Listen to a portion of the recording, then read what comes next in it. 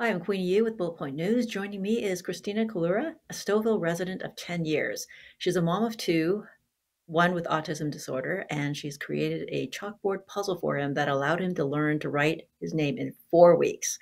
Christina, welcome to Bullet Point News. Thank you for having me. Thanks for joining us. Christina, could you tell us about Autism Awareness Month? Sure. Autism Awareness Month is throughout the whole month of April.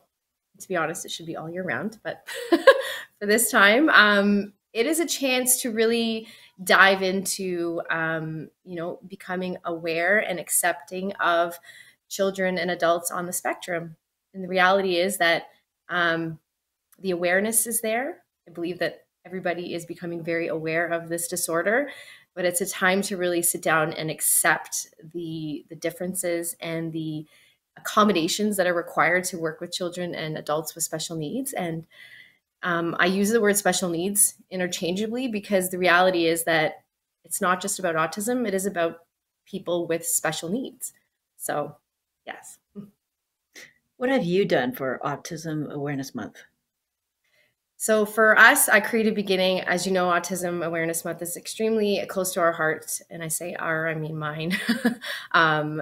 My son was diagnosed at the age of 3. And when Autism Awareness Month comes around, it's a time for me to really, I become very aware of how far Luca, as his name, has come. And for us, we try to do something for the autism community. This year, we've decided to do something for Autism Ontario specifically.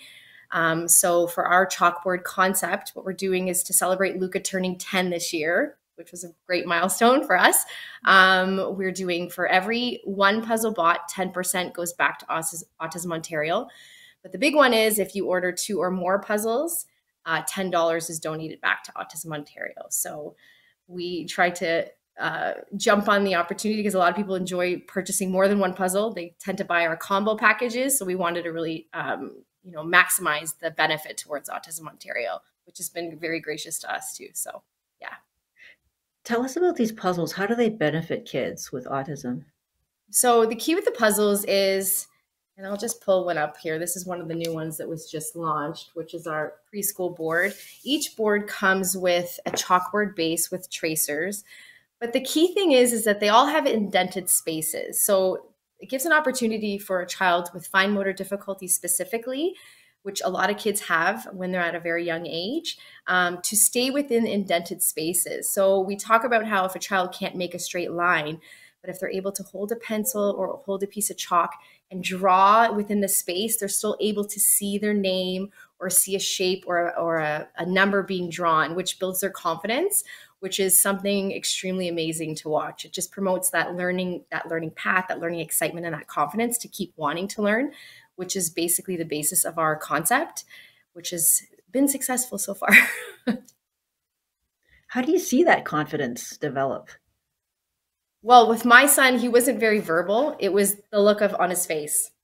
If I could take a video of it or take a snapshot of the look on his face when he was able to, trace his name for the first time, it was like almost like an aha moment that adults have. And it was that wanting to keep trying. And then the same thing happened as I brought it to more students in my classroom. And it was quite an incredible situation to watch. So basically the way to describe it is the look on their face and the excitement of wanting to continue to learn. How can the community support those with autism? I've noticed an increase in the amount of conversation that's happening. And I think that is a major positive. I've seen it in the school, specifically with my son's school, watching them communicate with children on the spectrum, the inclusion factor, recognizing, the World Autism Day and just bringing awareness and conversation to it. I think in our community, we have a lot of great moms that are, have children on the spectrum, and just keeping the conversation going, looking at the businesses that are supporting, World Autism Awareness Month, and just really contributing to that that plethora and that group of students and kids and adults is so important. And I don't know about you, but I really haven't seen as much conversation as I have in the last 4 or 5 years, which is it's empowering. at least for me, for a mom on this with a child on the spectrum. So I know a high school with a co-op program, and students with autism who are part of the co-op program work in the mhm, library of a residence. What type of yep. work could local businesses or organizations give to autistic individuals?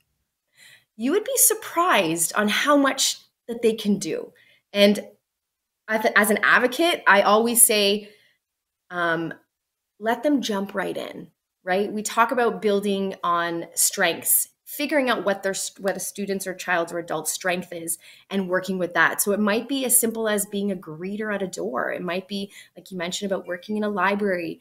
It could be, allowing them to be a packer of, a product, whatever it is. This, even the smallest amount of opportunity that you're giving someone with someone on the spectrum, again, it's back to that building that confidence, building that inclusion and that diversity is vital, vital to recognizing that they are more capable than I think that we realize. We talk about this label, and it makes my stomach turn even when I say that because there shouldn't be a negative connotation with someone who's on the spectrum. That's the reality of it. Like, why do we have to have such a negative connotation? I can guarantee that if you allow somebody an opportunity to show you what they can do, you would be completely shocked. You talked about keeping the conversation going. How does one begin to talk about um, Autism Awareness Month? So I'm not going to get emotional saying this, but people always ask me, why do I tell people that Luca is on the spectrum? They say to me, he doesn't even look like he's on the spectrum. And my first reaction is, well, what does a person with autism look like? Is it because he has become more social? He's a social butterfly now. Is it because he looks you in the eye when he talks? I think not being afraid to speak up about the people in your life that might be on the spectrum, or recognizing that it's okay for a doctor to say that I think your child might have autistic tendencies. There's nothing wrong with it. And I advocate to my parents of my students all the time. It's not that I'm a doctor and I can't diagnose them, but I will share my story with them to allow them to feel supported. And I think that's half the battle, is just being able to have a conversation with someone about it, and teaching their children about inclusiveness and diversity, and, inviting children to play.